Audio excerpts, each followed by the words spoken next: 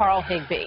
He is now the White House Chief of External Affairs for the Corporation for National and Community Service, an agency providing support throughout Texas and Louisiana.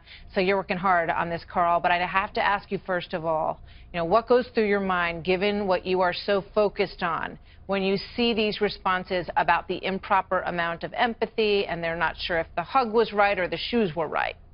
It's amazing. I mean, it truly shows the media's true colors here. I mean, look, President Trump authorized almost unprecedented funding and resources right out the gate. You think he doesn't have empathy for this? President Trump sent 63,000 families immediate aid through FEMA. Right now we have, 100+ military aircraft down there. We have 500 medical professionals. We have 1,000+ AmeriCorps members, 30,000 National Guard, 50,000 general. What else do you want? I mean, at this point, we're the people down here, including AmeriCorps, FEMA, who's been fantastic, Governor Abbott, nobody has drawn any political lines on this. We're there to get the job done. We're there to save lives, get people out of their flooded homes. And you talk about him not showing empathy. President Trump is wholly invested in this operation, and it's disgusting to see media politicizing this because they don't like the current president.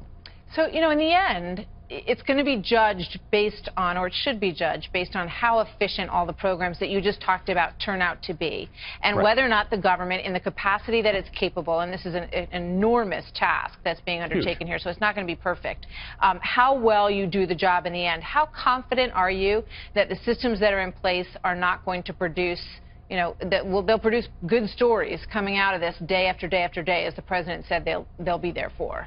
Well, I'll tell you, I mean, this is my second week on the job, so it was a nice warm welcome. The team at AmeriCorps that I have is phenomenal. I mean, we have been in and out of this, and talk about people from all walks of life in this organization. Nobody has mentioned any of that. The focus has been on the mission.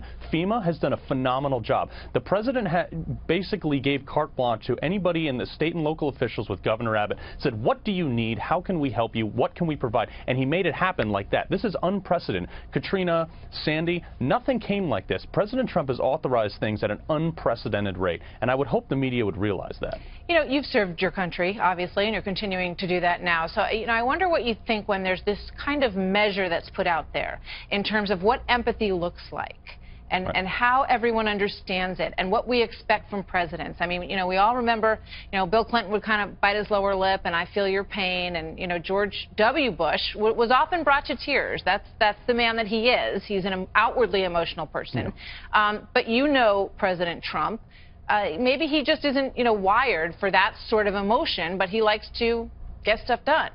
He absolutely does love to get stuff done. That's what he ran on. That's what he's doing right now. But the thing is, President Trump, instead of sitting down and feeling sorry for himself or anything like that, he has turned that energy into productivity. He goes down there and he holds up a microphone and the Texas flag and he projects strength. And you know what? A lot of people find a lot of solitude in that, because these people have literally lost everything. And when you see the President of the United States come down to where you are, wave a Texas flag and say, we got your back, it means a lot to the American people. And, AmeriCorps, FEMA, like I said before, we're down there doing this work, and we're going to be there for 5 years. Thank you. And I'm sure they thank you for that, too.